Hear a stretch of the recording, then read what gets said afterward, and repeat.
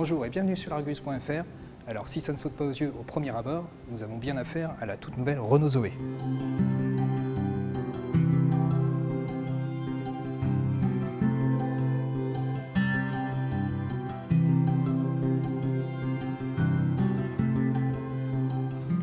Esthétiquement, les évolutions sont plutôt timides et se situent plutôt à l'avant avec des nouveaux optiques et également un bas du bouclier qui a été redessiné.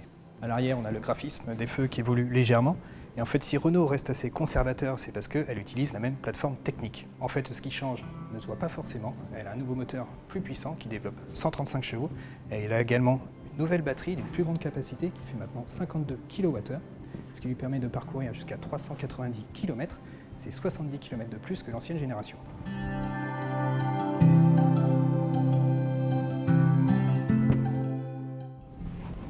À l'intérieur, les évolutions sont plus visibles. En fait, on a une planche de bord qui est un peu un mix entre la Zoé et la Clio. Au niveau du haut de la planche de bord, ça rappelle plutôt la Zoé, même au niveau des aérateurs.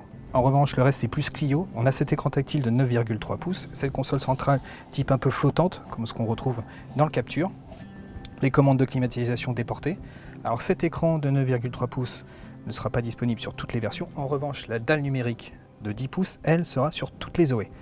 Au niveau qualité de finition, ça fait nettement un bond en avant. On a des plastiques moussés, on a également du tissu en textile recyclé. En revanche, le bémol, c'est qu'on n'a pas d'assise réglable en hauteur.